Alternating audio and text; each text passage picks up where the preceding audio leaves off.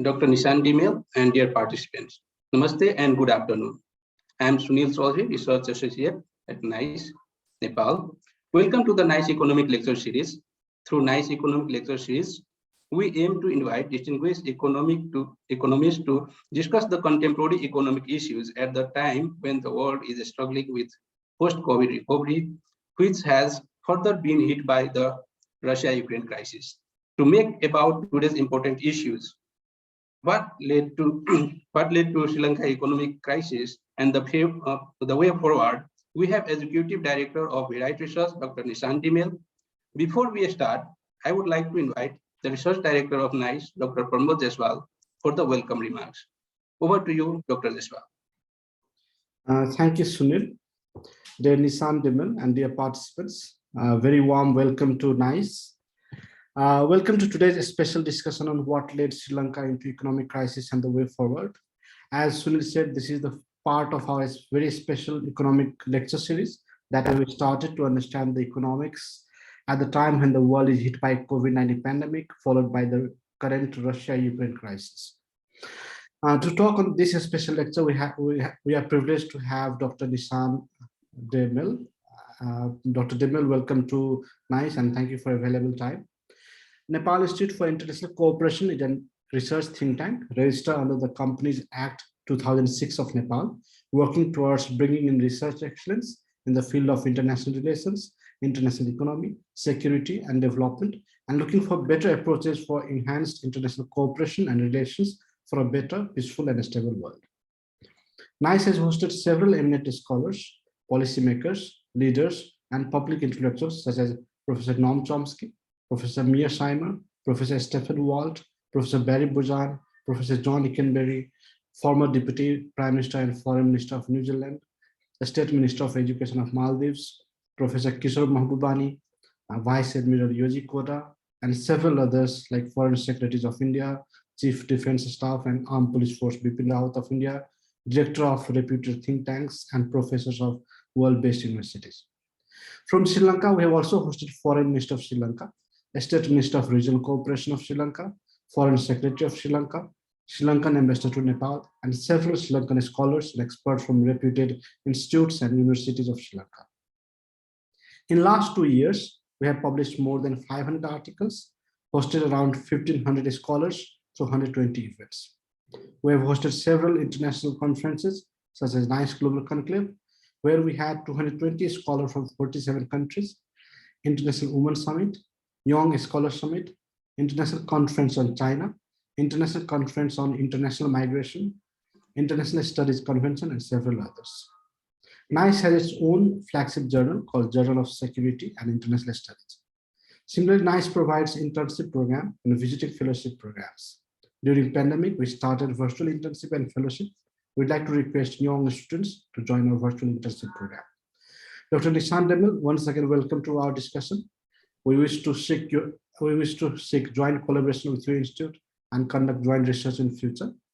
We hope to see you soon, maybe in Rio, in Colombo, or in Kathmandu, or other parts of the world. Thank you so much and wish you wonderful deliberations. Thank you very much, Pramod, for inviting me.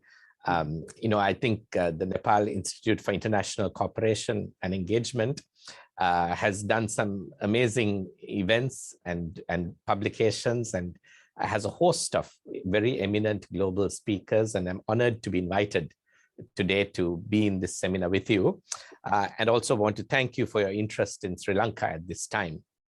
I think the topic that you all have given me, and can I jump right in, Pramod, and start? Let me ask Sunil to introduce you before we... Sure. Yeah. So thank you so much for this invitation, and I'm looking forward to our discussion today. Yeah. Thank you, Dr. Jaiswal. Now, without any delay, let me introduce the distinguished speaker of today's program, Dr. Nishan Demil.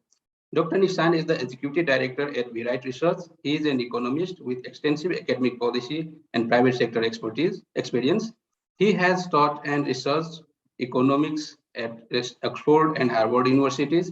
In the 1990s, he sat on multiple presidential task forces in Sri Lanka, playing an instrumental role in designing national policies on health sector reform, social security, and tobacco and alcohol.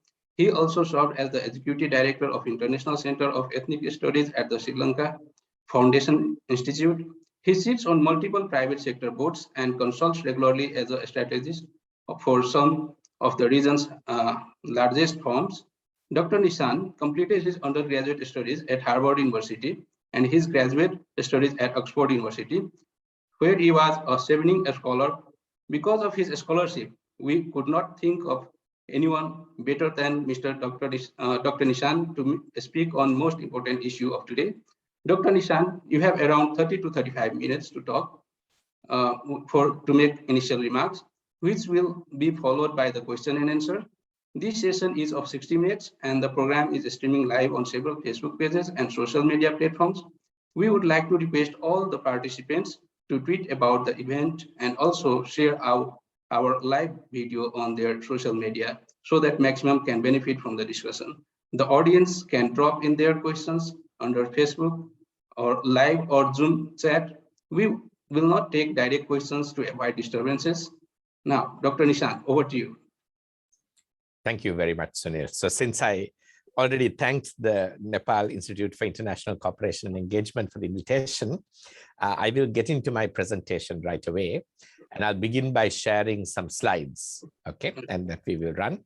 The topic that I have been given is what led Sri Lanka into economic crisis and what is the path forward, okay. I think most of you know that Sri Lanka today is in what you call the debt crisis. So Sri Lanka's economic crisis is a crisis of debt management. And I want to start off by giving 4 data points why this was not an ordinary crisis or ordinary problem, and that we've been seeing the problem develop for over 1.5 years. And there were really 4 important data points to understand the development of the crisis and how we foresaw this crisis for Sri Lanka. First of all, in April 2020, so you can see this, what you see here is really the credit ratings of Sri Lanka. In purple, you see the reserves. And you can see that in April 2020, Sri Lanka's credit rating for the first time got to B-. Now that is a credit rating at which you effectively get blacklisted. That means you lose access to international financial markets, and that's what happened to Sri Lanka. So that was a historical first. Sri Lanka didn't need to borrow from international financial markets till the beginning of the millennium, or in the early 2000s. But after that, this is the first time that Sri Lanka lost access to international financial markets with a credit rating that was so low. The second aspect was Sri Lanka's reserves. Now, you know that central bank has foreign reserves, and that is what enables the country's importers to really be able to make orders and convert rupees to dollars. And normally a healthy amount of reserves is considered to be minimum 3 to 4 months of reserves. Now, Sri Lanka had that level of reserves at the end of 2019. What you can see is what happened to reserves as months of imports, which is in the black line. It fell to almost, it was less than 1 month, a little less than 1 month in 2020, towards the end of 2021. Now that also, if you look at the history of Sri Lanka from 1950, when the central bank started, that was the lowest level of reserves that Sri Lanka has ever gotten to. In 1975, when Sri Lanka was also in an economic crisis, it got close to 1 month of reserves, but we fell below that level towards the end of 2021. And that was the second data point that was showing us, and of course we saw it coming with the steep decline in reserves, that Sri Lanka was getting into a great difficulty that was not ordinary kinds of trouble, but an extraordinary situation. So this shows you something additional about the reserves, which I think is also very important to notice, that there are different ways to build reserves, right? And if the reserves are based on central bank borrowing, which are liabilities, then the net foreign assets of the central bank begin to go down. So central bank gets reserves through dollars that banks park with it and the government parks with the central bank. But if they have borrowed foreign currency or in foreign assets, then the net foreign assets begin to decline. Never in Sri Lanka's history has the net foreign asset position of the central bank been negative until after July 2021. And you can see that it fell to 3.6 billion in the negative. So really, even the reserves that we had weren't really reserves. They were central bank borrowings that took net foreign assets down to a steep negative. And never in Sri Lanka's history, not even in the 1970s, have net foreign assets become negative. So the reserve position, what I want to say, was at beyond critical, and that was the setting up of this crisis. The last data point that I want to share with you in the 4 data points I've set up is the way in which Sri Lanka's debt to GDP, public debt to GDP, that means central government debt plus debt parked in state-owned enterprises under sovereign guarantees, increased in the last 2 years. So they increased by 24% of GDP in the last 2 years and rose to the highest level on record, which was almost 120% of GDP. Now, Sri Lanka has never had a debt to GDP ratio that high and never seen debt to GDP increase at this rate in its history. So all these 4 things were significant signs, and that Sri Lanka's problem was not an ordinary problem. It's actually, I've covered only 3, right? So let me give you one more data point. That is that Sri Lanka's interest cost to government revenue in 2020 became 71%. What you see here is in this graph is countries with high levels of debt in the world. So no country that we can find in the world has an interest cost to government revenue as high as Sri Lanka in 2020. Lebanon had that level in 2019. Of course, we know what happened subsequently. So Sri Lanka, in addition to having extremely low reserves, having a galloping debt to GDP ratio, and being locked out of global financial markets, also had almost an unbearable interest cost, where the interest alone, not capital repayments on their debt, was more than 70% of revenue, of the government's revenue.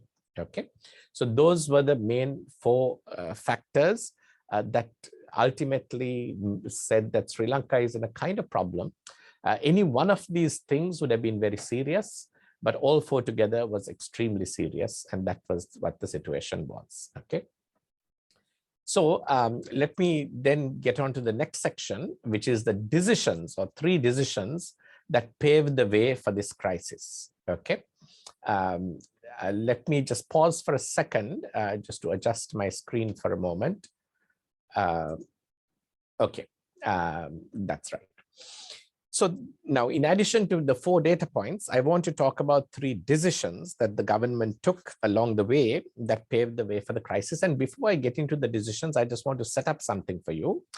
That is, I talked about interest cost, and what you see here is that Sri Lanka's debt had become quite seriously difficult to manage, because if you look on the right-hand side bar chart, and there's a publication on this that you can look up and read called Demystifying Sri Lanka's Debt, published by Verité Research. If you look at this, you can see that in the previous 5 years, 2014 to 19, debt, the total stock of debt went up by 42.8%. But what's more troubling than the fact that debt went up substantially as a stock was that almost 90%, the 89.8 there, 90% of that increase was due to paying interest on past debt. Okay, so that was a very serious situation, because actually during those years, the Sri Lankan government ran, extremely sort of progressive or consolidating budgets. So what you see here is that is the primary balance. The primary balance is the budget deficit before paying interest. And Sri Lanka's primary balance has been positive or near zero or positive only 3 times in its history before this period. It was in the 1950s. We had 2 years in which the primary balance was positive. And then in the 1992 or around that, we had 1 year in which primary balance was almost zero, right? But in this period, we had 3 years, 16, 17, 18, where it was near zero or positive primary balance. So really there was fiscal consolidation taking place. Sri Lanka was trying to make sure that before paying interest, its expenditures were met by its revenues. And yet, and that is why that most of the debt that was taken during that time, and that is the slide that you saw earlier, was about paying interest. So the debt was growing at above 40% during that 5-year period, and driven 90% of that driven by having to pay interest. Okay. So just if I'll take you back to that slide, you can see that the 42.8% increase in debt, that 90% of it was to pay interest. So despite fiscal consolidation, Sri Lanka was still having a tough time. But what happened at the end of 2019, I won't read this line by line, but for those who are interested, you can take a look. You can see how Sri Lanka made the most drastic tax cuts in its history. It was based on an election promise, and Sri Lanka implemented that election manifesto. And the consequences of these tax cuts were very, very significant. And I'll just quantify it for you. It reduced the personal income tax base by 42%. The VAT, which is the consumption tax paid by traders and companies, it reduced coverage of VAT by 71%. But if you add up these numbers, the tax base contracted by 33%, right? So that was a very, very significant reduction in Sri Lanka's tax base that you saw subsequent to the tax cuts. And it had the effect of reducing government revenue from 11.6% it had fallen to in 2019. Some of you know that Sri Lanka had these, what you call the Easter tax. It was a difficult year that year, but Sri Lanka had previously got revenue above 12%. And the calculated estimate of the consequences of those tax cuts was a 25% contraction in revenue, right? It would have contracted a little bit more with COVID and other impacts. But basically Sri Lanka's policy decision, so this was, perhaps the first big policy decision that had a major impact on Sri Lanka, where the decision to reduce the taxes simply cut government revenue by 25%. And that is why the interest cost to government revenue also became very high. Okay. So let me get on to the, and you can see that, after having lost access to international financial markets, of course, Sri Lanka's credit ratings kept coming down because reserves were going down. And at this point, Sri Lanka had a decision to make. When you're locked out of international financial markets because your credit ratings have fallen, so this is the second big decision that we need to look at. You can either improve your credit ratings and gain access to international financial markets once again and recover that position. That requires running budgets and government policy in a way that rebuilds credibility. That was one path. Or you could determine that, look, we need to stop losing reserves, and the only way to do that is to restructure your debt. So that was the two paths available. So interestingly, Sri Lanka chose to do neither and just kept going. And what that meant was that you got into this vicious cycle.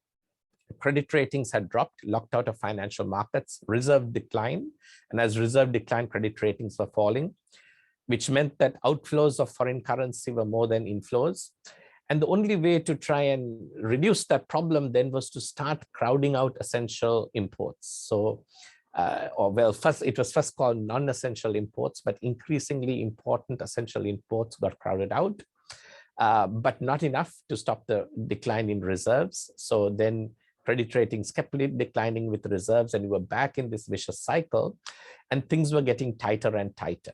Right. So what you saw was the gradual squeeze on the Sri Lankan economy, where businesses were finding it hard because 80% of our imports are actually capital goods or intermediate goods. Then they're investment goods or investment goods, or goods needed for production of other goods. And so what happened is that, people found it harder and harder to run their businesses because the government, in order to try and keep the reserves and use those reserves to pay debt, was preventing importers from having access to goods that they needed. Okay. And that, I think those of you who follow news on Sri Lanka can see how that has got accentuated, and we'll talk about it later.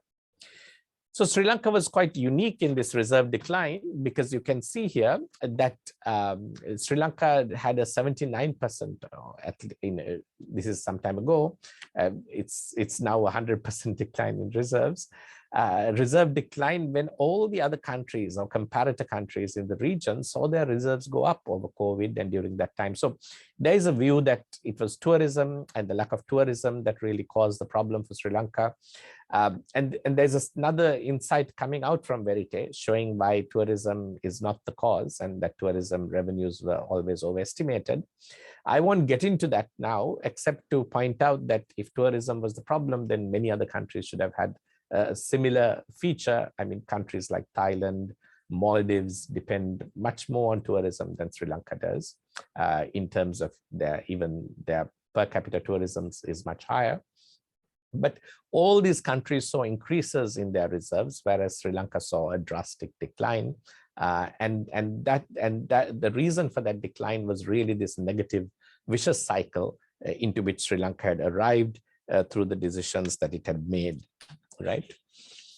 So what you saw on top of that really is that not only did you lose reserves, but the economy began to lose the confidence of people. So workers, Sri Lanka's about 7% of GDP of Sri Lanka was coming in worker remittances, that is Sri Lankan workers working in other countries, quite a lot in the Middle East, remitting their income back to Sri Lanka. So what happened here, now what you can see is compared to 2019 is the blue line, what happened in 2020. And then compared to 2020, what happened in 2021 in terms of worker remittances is the green line. And then the red line that I'll show you afterwards is 2022 compared to the previous year, right? So worker remittances basically were declining in 2020 to some extent. You take, these are months at the bottom that you can see. But really it is after 2021, July or so, that the decline really became steep. So loss of confidence was gradual. You can see the green bars turn negative in June 2021 and continue to grow in negativity. So compared to the previous year, you're getting 18% less, 35% less, 32. By December, 60% less in worker remittances that month compared to the previous year. And you can see in January and February also 61, 64% less. So not only now, in addition to that cycle that you were seeing of reserves declining because we had lost access to financial markets, now the population and the foreign workers were effectively betting against the currency and not sending the dollars back and finding ways to trade the dollar outside the system. Okay. Then came the third decision that I want to talk about. At this point, Sri Lanka really had three pathways open. There was always this concept of a third-party bailout. Will some country bail out Sri Lanka? And in fact, these things don't really happen. But I think there was that idea that Sri Lanka is too important to fail. There are very few countries like that are too important to fail and will be bailed out whatever their actions are. Sri Lanka turned out to be not one of them. And then Sri Lanka could either get into an orderly debt restructuring process or a disorderly debt restructuring process. So orderly debt restructuring process would be, we call it orderly default. That is, the way it is done is that you open what you call an initial consent solicitation with your creditors, and say, we'd like to suspend debt payment. And you can do that quite quickly. The moment you appoint your law firms, within 5 to 10 business days, you can ask your creditors to suspend your debt payments, and after that tell them that you will enter into discussions on restructuring debt. Now, what happened to Sri Lanka was quite unfortunate. We knew that the reserves were coming to zero. So this was Verité's projections all the way back from sort of October onwards. Verité was projecting the way forward on the reserve position. And actually the government ended up not achieving even our moderate prediction, but our pessimistic prediction in terms of the reserve position. And we expected reserves to go to zero in March, which is exactly what happened. And even then, Sri Lanka refused to enter into a negotiation or this initial consent solicitation with creditors to suspend debt payments. So unfortunately, Sri Lanka got into that position so late. So let me show you what Sri Lanka did instead. The government claimed that they had reserves of 2.36 billion and sort of fudged the books. But really, of that 2.36 billion, the government claims 68%, which is over 1.5 billion, was a Chinese swap, which was not, by the accounting standards that central banks are expected to follow, they could not be classified as reserves. Because to account for something as reserves, you need to really have it to be convertible and freely usable to exchange or make payments. But this was not a convertible. It was in Chinese yuan. It was not convertible, not freely usable. And so, the government took the path of actually, misrepresenting their own reserve position. And actually 29% of the balance that they had, this is in February, so they had still about 700 in reserves left. But 68% was the swap, 29% was other swaps with other countries. So very short-term money that the government had gotten that was hot money. It had to be returned in a few months effectively. So only 2% of the reserves were really reserves, even at that time, right? But the government continued to perhaps present this propaganda that the reserves weren't in a bad way and didn't engage a debt suspension. And so what happened was that actually in April this year, the government ended up having to be forced to suspend its debt and had to stop paying it. So we ended up in what you call a disorderly default. Before you could do the consent solicitation with Sri Lanka came to a point where it simply had to stop paying because it couldn't pay.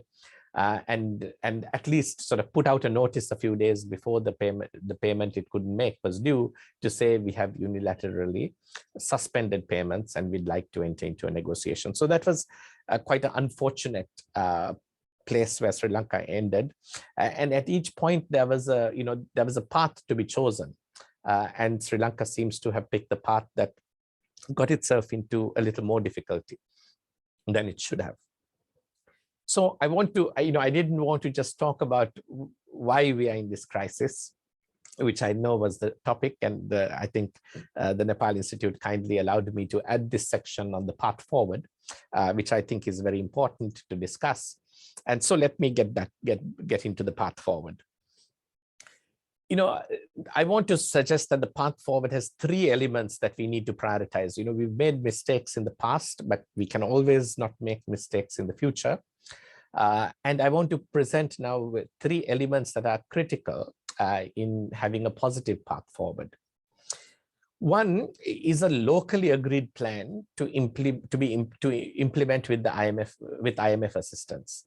Now, I should have underlined locally agreed. What happens in many of our countries is that people and most people and even Parliament hears about the plan that you're going to implement with the IMF only after you've signed it. It's discussed and negotiated secretly amongst a few bureaucrats and the finance minister. It's not subject to wider economic analysis or discussion.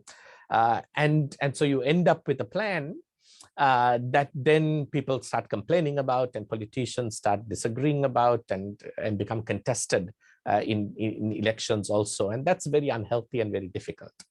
So really it is important to subject whatever plan that you get into with the IMF to be a locally agreed plan that is analytically discussed and explored and evaluated within the local capability and ability as well as widely as possible, so that you get the most robust, implementable, agreeable plan that can also work. So I really want to emphasize that, because Sri Lanka has been in 16 IMF programs in the past, and I don't recall any one of them having a public discussion about the plan. And there's a general negativity in the country about IMF plans, I think perhaps because it always comes, as if it were done or negotiated secretly behind closed doors, and something that, society hasn't agreed to. So maintaining the principles of democracy becomes quite important, but not just for democracy, for actually economic viability, that this plan is evaluated, explored, and agreed before it is signed to be the best possible plan for Sri Lanka. The second thing is that Sri Lanka will need analyzed options for restructuring negotiations. And I'll tell you a little bit why in the next 2 slides. But I'll also introduce the third point. The third point is to have political legitimacy and stability. So I'm going to explain these 2 next in the slides that follow. Okay. Why should we have analyzed options? Now, we've already got into a disorderly process of defaulting on debt rather than an orderly process. And what this shows you is things can be quite tough, even with the IMF and the creditors. Normally, when countries that, this is the last 10 years, countries that get into a disorderly process of, suspending debt payments usually take 22 months to come to an agreement. Countries that, on average, countries that get into an orderly process do it in 8 months, and often in 6 months as well. On average, these are the averages. So first of all, it's extremely important to try and get this done quickly. But to get it done quickly, you've got to start doing the analysis early, and having a thought through analytical positions on your negotiation early. One of the things that's going to come up for a lot of analytical negotiation is going to be about restructuring local debt. Because as Sri Lanka paid off international debt, it built up its local debt as well. So local debt as a percentage of total debt is actually, is well above 50%. And the creditors are going to ask, well, why should only the external sector take the cut? Why doesn't the domestic sector taking the cut? To make that sustainable, that's an important argument. But, and if you don't, and the problem is this now, I think Sri Lanka has taken the immediate position that we'd like not to restructure local debt. There are good reasons not to do it. But often when you don't restructure local debt, the only way to make that debt sustainable is to run very high inflation. Sri Lanka is already running 30% food inflation, 18.7% general inflation, and the next month's going to be worse.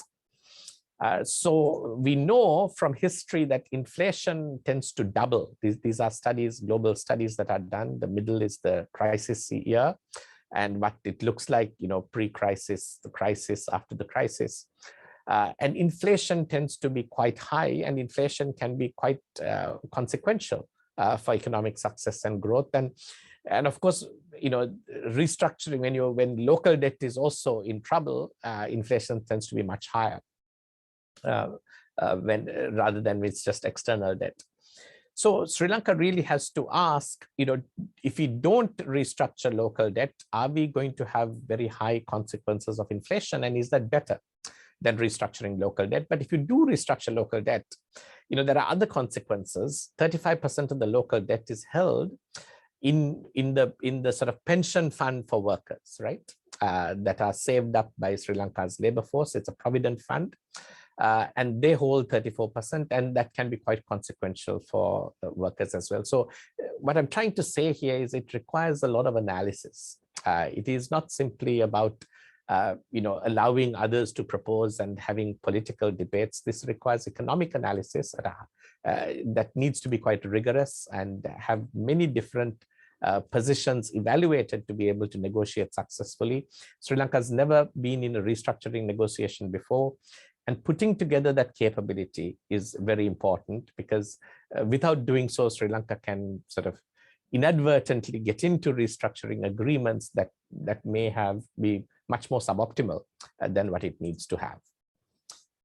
So now I'll come to my last section, which is political legitimacy and stability. So what I said before is, can be done in the first 3 to 4 months of a negotiation. You really work out the plan for debt sustainability with the IMF.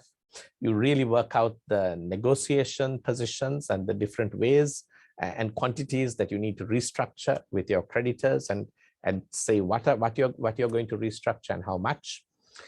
But when you're going to close a deal and IMF wants to engage in a stabilization program, they need to know that you have a legitimate, stable government. And of course, in the current situation, and this is how I want to end, the politics of Sri Lanka have some trade-offs between legitimacy and stability, right? The government today effectively has some stability in terms of a majority in parliament. Even though people have been sitting independently, there is no opposition party that can claim a majority. And the government still claims a majority and is stronger than any other party in parliament in being able to control parliament and the decisions of parliament. And the president is also from the government. So that gives it a certain stability institutionally. However, these are slides just showing you what the streets look like in Sri Lanka. Long queues waiting to pick up gas, long queues waiting to pick up diesel, normal basic goods sometimes, and protests all over the country saying go home. Gota is the name, the kind of nickname for the president, whose full name is Gotabaya Rajapaksa. And we did a survey in all the way back in January, 14th to 24th, this survey was run with very small error margins. It's a Gallup style survey. This is quite similar to what they do in the United States. Approval ratings of the government was already down to 10%. Country satisfaction ratings was down to 6%. So people were very, even though this is a government that won an overwhelming majority in the general elections, especially presidential elections was won by 52.5%, so just over the 50% mark. But you found is that approval ratings of the government have plummeted. And this, this is also all the way back in January, and things have got much worse since then. And you can also see that it is young people who are most upset with the government. So the red bar is the percentage that disapprove. The green bar, look on the left, is the percentage that approves, and the white silver bar is the percentage that say they don't know. And you can see disapproval ratings are higher, approval ratings are lower as the age decreases. So, and this also is reflected on the street. So both of what we saw in the survey is reflected today in the street. There's overwhelming support for the protests, and it is, led by people who are younger than people who are older. And they all want the particular family in Sri Lanka. So there is a family called the Rajapaksas. The president, the prime minister, the finance minister are all family members, 3 brothers actually. Another brother and 2 children are also part of the government, or have been till recently. The cabinet was reshuffled. So, and everybody's calling them to leave. And the legitimacy is so difficult. And everything the government is doing right now is seen as just, playing musical chairs, basically, with the executive, or a Trojan horse, sort of, compromise deals that are really sneaking in the protection of the family. And these cartoons tell you that the public are not really finding the solutions presented today as legitimate. So I want to end by saying there are 4 scenarios for Sri Lanka's political problem today and how we resolve it.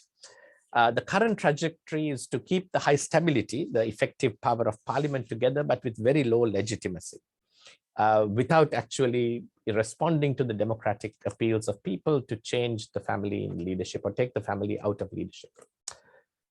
Now, these ideas that you can resign, that the president can resign and replace himself with someone who has legitimacy, will have high legitimacy, but low stability, because parliament is not controlled by anyone else other than the government and the family in power.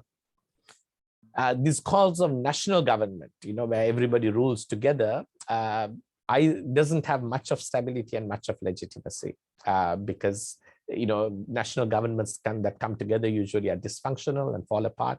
That's Sri Lanka's experience. And as long as the current government or its leadership remains in power, there's a legitimacy problem. And so Sri Lanka may be facing the necessity to go into elections and resolve the legitimacy and stability problem that way. And if it doesn't do it in the first 6 months, this may really delay an agreement with the IMF and the creditors, which is not optimal for Sri Lanka. So I've spoken for, I think, 34 minutes. I had 35, so I'm just going to stop here and say thank you and take, I'm sure there are lots of questions, and let me take that in questions and stop sharing my slides. Thank you so much. Dr. Nishan, thank you so much for the comprehensive and interesting presentation. We all learned a lot. We have also received a huge number of questions. So hence, let me share the first questions for today. The first question is, what does the crisis mean for the people of the ground, like from Sri Lankan people? So we can do one by one. Okay, one by one. Do you want to take about 3 questions? Maybe just because we have 15 minutes, I will take maybe 3 questions at a time. Oh, okay. Okay. Okay. Then, and second question is, how do you see the twin deficits in Sri Lanka, that economics that have both fiscal deficit and current account deficits? And another question is, China's debt really the root cause of Sri Lankan current situations? Yeah, excellent. Yeah, really good questions. People on the ground, I think you saw some of the images. When you have 30% inflation on food, it means you are looking at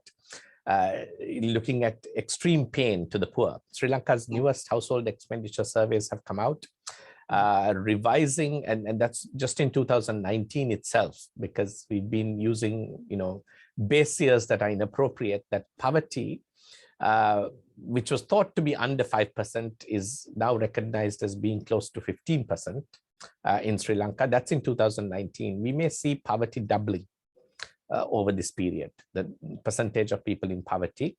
So vast amounts of people getting into deep poverty is what I think we are going to be seeing in Sri Lanka right now.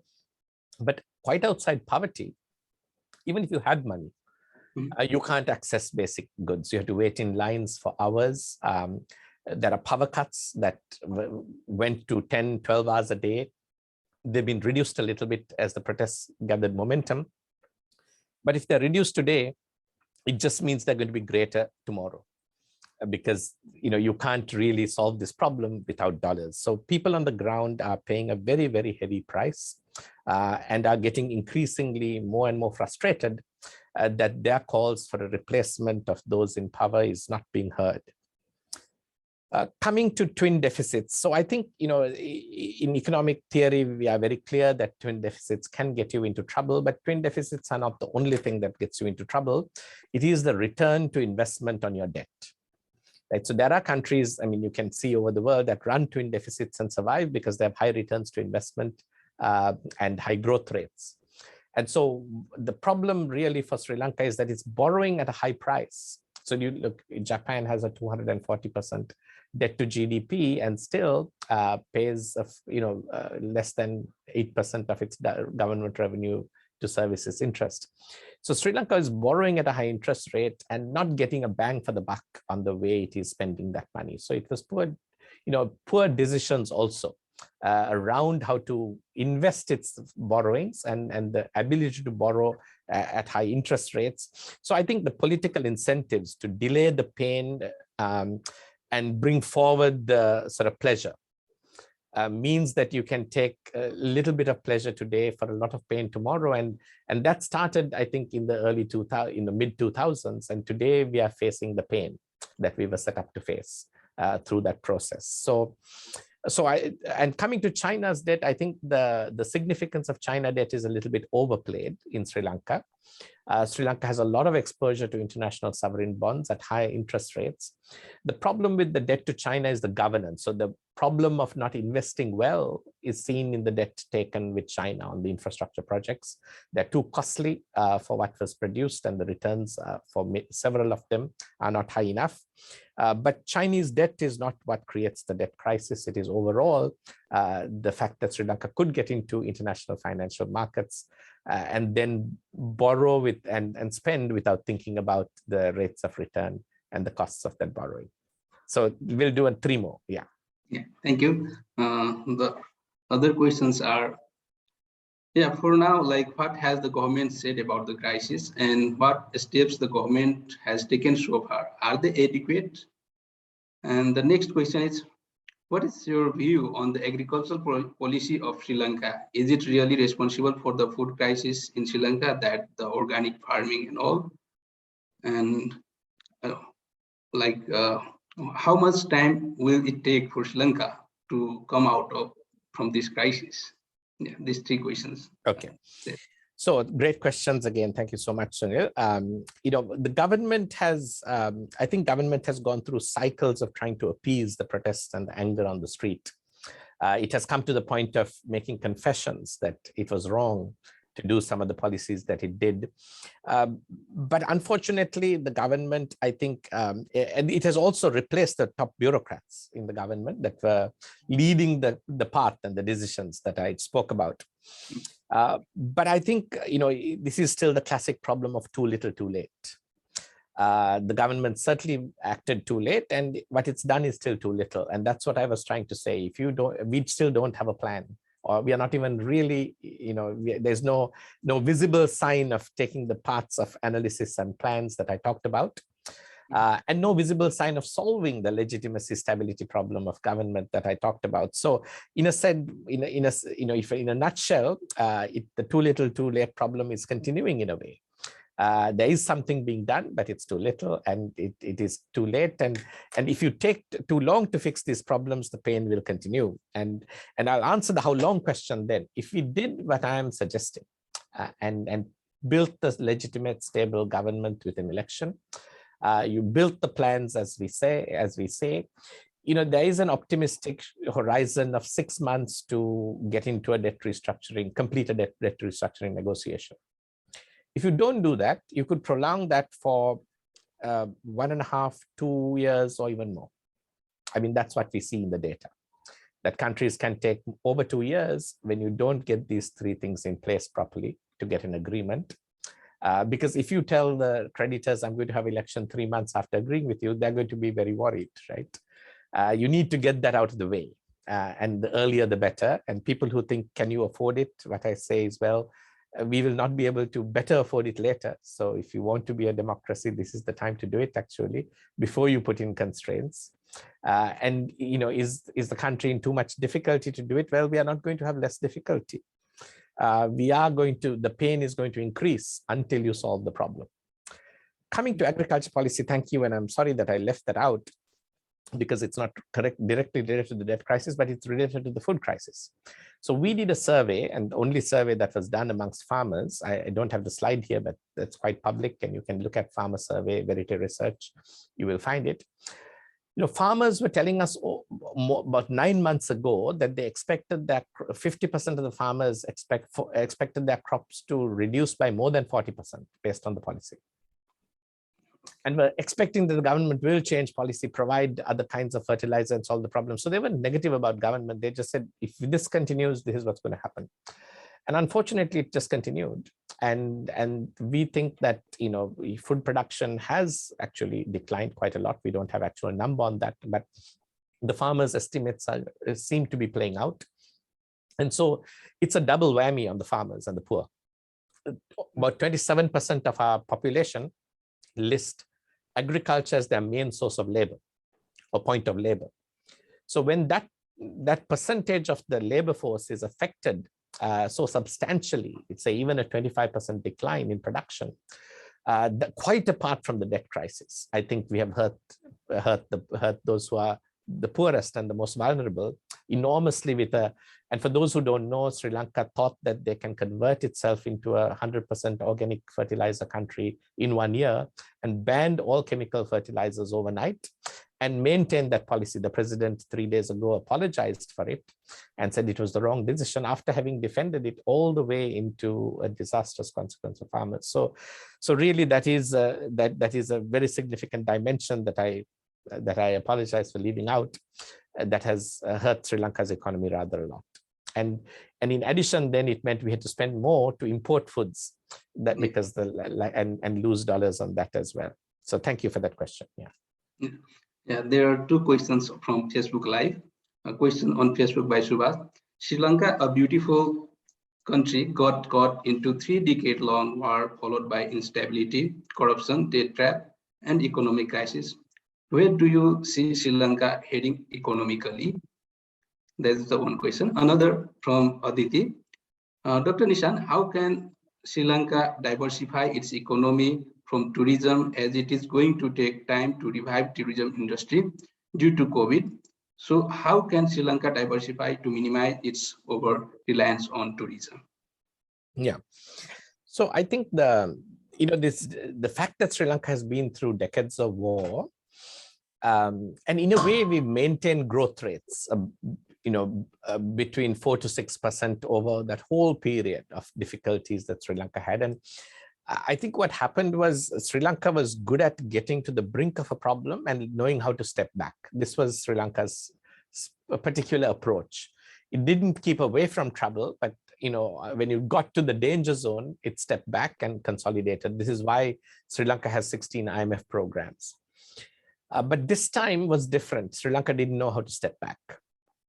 Right. And in a way, we looked at the past and said, oh, we never fell off the cliff. So we won't fall off this time either. But we forgot that the reason we didn't fall off the cliff is we applied the brakes and stepped back. This time we said, oh, we didn't fall off the cliff before. And we kept going. And now we have really fallen off the cliff, right? So that is really a problem, a way to see that problem. In terms of tourism, I think Sri Lanka does not really earn, Sri Lanka's economy is not a tourism dependent economy. The per capita tourism is quite low compared to most countries that do well in tourism. And Sri Lanka's economy depends on garment exports, on tea exports. These are the big, and rubber, these are the big export industries for Sri Lanka. And services is a big factor, and IT is a growing aspect. Tourism is an area in which you get dollars, but I think the net, dollars from tourism is not as high as people think. Sri Lanka overestimates its tourism revenue because it imagines that the per capita spending per tourist per day in Sri Lanka is higher than Thailand, for instance, or Maldives. So there is a real misestimation problem there. And so that's why I think the impression's been created that tourism is the problem and that tourism is the impact. Tourism has grown in importance after the end of the war in 2010, but it is not at a level where it is the determining factor for economic success. It is important for sure. And tourism picking up will help because it has all sorts of downstream benefits for the country as well. When tourism comes, and the benefits are not just economic, it's also cultural, it's also exposure, it's relationships and opportunities to network with people in the world. So there are a lot of benefits from tourism, but we wouldn't still classify ourselves, I think, as a tourism reliant economy. Thank you. There is one question. Like, what are the lessons for South Asia and other developing countries of the world? Okay, that's a great question, and I don't know what our time looks like. I'm happy to end with this. I mean, the lessons for South Asia, I think, primarily are to do with governance. I think all of our countries have problems with the institutions of the public sector. We don't hire the best people in our country to work in the public sector. We pay poorly in the public sector. Some countries do better than others, right? Our promotion systems are weak, our accountability and answerability systems are weak. And so you build a public sector that is, and you imagine that the private sector can do everything and the growth and success is going to come from the private sector, but the public sector becomes the bottleneck. At some point, the policies, the regulations, the economic environment that you need to succeed as private enterprise depends enormously on how the public sector operates. So the public sector is probably the most important investment a country makes in its human and institutional infrastructure to be able to grow the economy and succeed as a country. Getting rid of corruption, getting the best people, improving efficiency, having far-thinking decision-making. These can't come from politicians who live on 5-year election cycles. They have to come from bureaucrats who, we always celebrate the great bureaucrats in India, for instance, because we know how important they are and how the Indian civil service has maintained at the top level some very high quality bureaucracy. But all the other South Asian countries need to think hard. And Sri Lanka started undermining its public sector for about 30, 40 years. So after the 1970s, we changed the way we hired and promoted people in the public sector. And we are reaping what we sowed then. So the misery comes much, much later, because what happened was good public servants were around, because you live in the public service for about 30 years. So the top class public servants we hired in Sri Lanka had amongst the best in the world. If you go to Singapore, to any country in the world, the public servants in the 50s, 60s, who migrated to those countries were architects of development in those countries. Right, and there are many stories told, and people went out and hired. But so I think the lesson for South Asia: don't underestimate the importance of a professional, highly competent, non-corrupt public sector. If we forget that, and because it's easy to forget that in the short term, we will reap the tragedy of that in time to come. And Sri Lanka has to fix that problem very much. Yeah. Yeah, I have got some more questions. Let me put it in. Sure. There's one question. Now, with some of the people from Verité Research on board with the central bank and making the proposals for IMF, can we count on your organization to be transparent, regardless of the policies of the government, to keep the plans hidden from the public? And the other question is, foreign workers' remittances reduced drastically in 2021, as you showed. Was that really because of a lack of confidence in the economy? Yeah. So let me answer the second one first. The foreign worker remittances reduced simply because of this. So the government didn't have enough dollars to pay for essentials, and that creates a shortage. So whenever there's a shortage, I mean, this is pricing 101, basically supply and demand don't match, then there is a off-market price. And if you force the market to operate at a price where supply and demand don't match, then you have an off-market price at a higher price, right? And that's what happened. So you basically had a gray market or an informal market that was willing to buy the dollars at a much higher price because it just wasn't available with the banks and the central bank. And once the gap, now you can have an off-market price of a 5% more, and that can be normal, and people will still trade through the banking system. But when the off-market price became 20, 30% more, people switched out of the formal system. And that's what workers also did. So it was a loss of confidence that the government could maintain its pricing and its future, so that the government structure was not actually be able to cope and with the market that it had set in place. So it's not just about the future of Sri Lanka, it is really about the foreign exchange crisis that was developing that the government was pretending wasn't, as reserves came down. Verité Research's involvement, and can we make the IMF plans public? Here's how, if we are involved in a formal level, we would always advocate for transparency and visibility of the plans. We function in different levels of advice to government. One of our non-resident fellows is directly advising the president. He's retired as one of the as acting chief economist of the World Bank. But I think this is something we can't do by ourselves. We really have to get government to take on a path of not just transparency, but rigor. My experience is that the institutional weaknesses in Sri Lanka have meant that there is inadequate analysis, even for simple budget proposals that are much simpler than IMF set of proposals. And I have not been able to find in Sri Lanka even a 3-page analysis to support the, each of the hundreds of budget proposals or any of the budget proposals that really go up to Parliament. So there's a general weakness in the analytical capability, I think, of our system. And this is something we would like to help resolve and improve. And of course, we have to be invited to do that. And part of me doesn't want to be invited. There is enough work without having to do more. But we really would like to see it happen, whether it was done by us or others. We think it is enormously important. One last question. How has the neighbors, India and China, and international community responded to the crisis to help Sri Lanka overcome the crisis? Yeah. Okay, so that's the last question. Yes. I think you have seen sort of 3 kinds of ways in which people have engaged with the situation, right? One is that Sri Lanka hoped for a bailout, but that wasn't really available.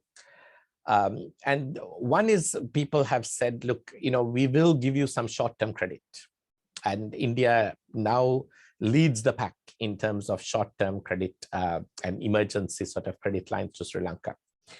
Now, while that is of value, I think what it did was actually postpone the important decisions. Because it effectively gave Sri Lanka a lifeline to delay necessary reforms like restructuring debt. Whereas, the second approach, which India took in the early stages, may have been more valuable, where you say, look, I will give you this credit provided you take actions to get into an IMF program, restructure your debt. So where you tie assistance to better behavior. Now, it's unfortunate that people externally have to do that. But it is the problem of poor governments, right? That they need incentives when they control the media and the narrative locally. They need external incentives to switch into better behavior. So the president is now confessing that he made a mistake in not going to the IMF earlier. And India had a SARC swap to Sri Lanka, which after being rolled over once had a condition that if you want to roll over it twice, you need to be in an IMF program. So I think if Indian assistance had been structured that way, this would have been more constructive in getting Sri Lanka into taking more timely steps. I think the other way in which people are trying to help and wanted to help is they said, we'll give you some bridge financing, World Bank and others, but you must suspend debt payments. Nobody wants their money taken and paid to hedge funds and large, rich, investors all over the world. As long as Sri Lanka was paying its debt, people felt constrained and couldn't really help Sri Lanka because effectively you were taking their money and taking those dollars also from India and settling these large investors and leaving the Sri Lankan population in trouble. Whereas these investors needed to take a haircut. They had taken a risk, got high interest rates. And so what effectively happened is the emergency credit lines really ultimately went into rescuing rich investors all over the world who had taken a risk and weren't getting to, were being rescued from the manifestations of that, negative manifestations of that risk, and having Sri Lankan population loaded with that consequence extremely unnecessarily and extremely painfully, a few months down the road. So Sri Lanka is really paying the price for not having taken timely steps.